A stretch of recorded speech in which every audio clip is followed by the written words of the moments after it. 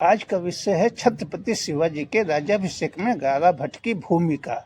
छत्रपति शिवाजी महाराज का राज्याभिषेक 1674 ईस्वी में हुआ था।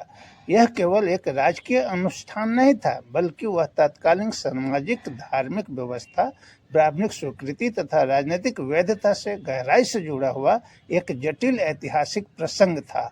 विशेष रूप से काशी के विद्वान ब्राह्मणों की स्वीकृति, जिनका नेतृत्व विश्वेश्वर भट्ट उर्फ गागा भट्ट कर रहे थे, इस प्रक्रिया का केंद्रीय बिंदु रही।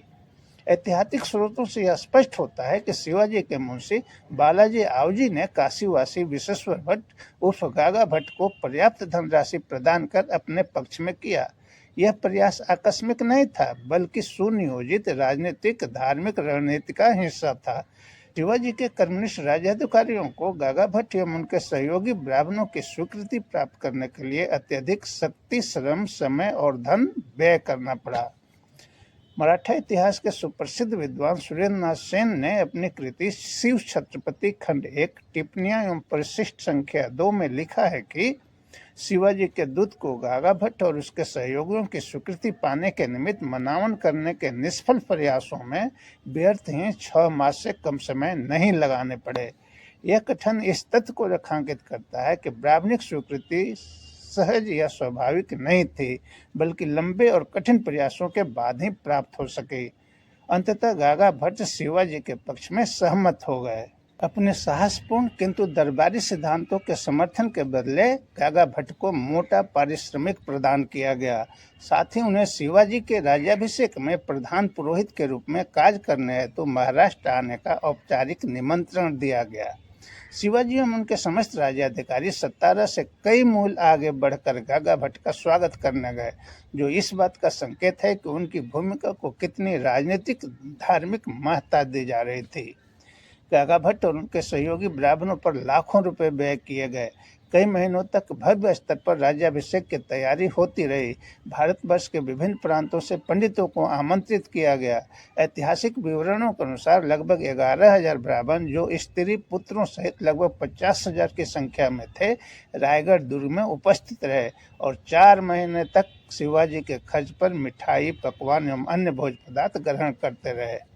शिवाजी ने अपने ज्ञात अज्ञात पापों के प्रायश्चित हेतु तुला दान किया।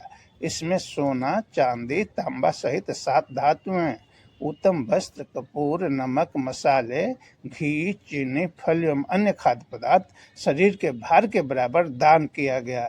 इसके अतिरिक्त नगद 5 लाख रुपए ब्राह्मणों को प्रदान किए गए।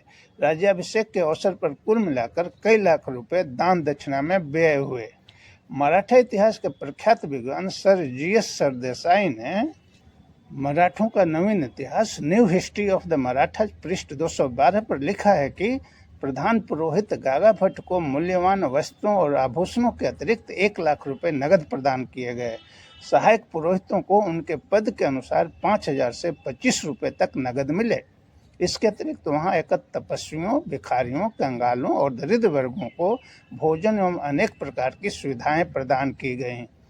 यह समस्त विवरण इस तथ्य को उजागर करता है कि शिवाजी का राज्याभिषेक धार्मिक वैधता प्राप्त करने की एक जटिल प्रक्रिया था, जिसमें धन, शक्ति और कूटनीति का व्यापक प्रयोग हुआ तथा ब्राह्मणिक समाज की स्वीकृति के बिना राजनीतिक सत्ता की वैधता अधूरी मानी जाती थी। छत्रपति शिवाजी का राज्याभिषेक केवल व्यक्तिगत गौरव का प्रसंग नहीं था, बल्कि वह मध्यकालीन भारतीय समाज की सामाजिक धार्मिक संरचना का प्रतिबिंब था।